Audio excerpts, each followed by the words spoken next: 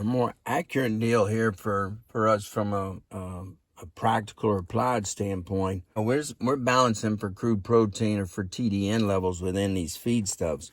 And so what we end up with, if we need 10 pounds of TDN, and the thing is, guys, we start talking about corn's only like 77% TDN.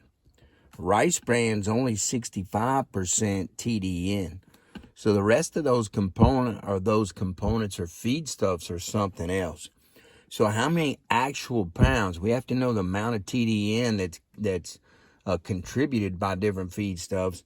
And then we need to know how many pounds we need for the animal for our ration. And we have to figure out then how much of this we need to use. So I'm coming in, I need 10 pounds of TDN to balance. My grain, let's say corn or whatever over here, is only 65% TDN. So the way we've been doing, guys, is we've been multiplying. But if we multiply 65% times 10, we're going to come up with 6.5 pounds.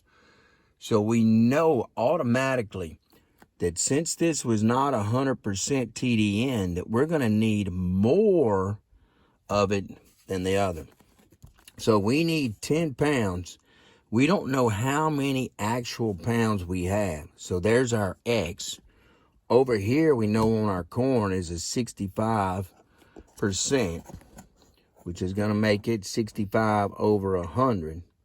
So if we break it down, that's going to equate to 65x equal to 1,000.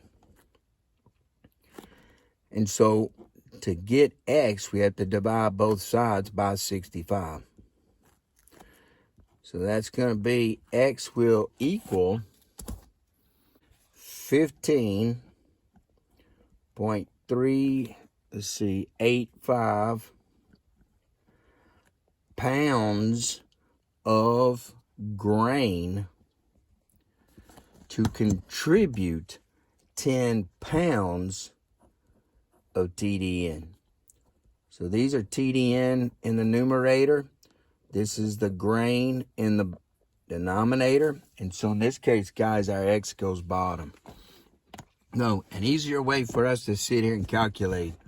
We know we need 10 pounds of TDN. We know our corn over here is 65%. So what we can do, guys, we ended up over here doing what? We went across, so we had 65x, 10 times 100 is 1,000. So we had 1,000 divided by 65.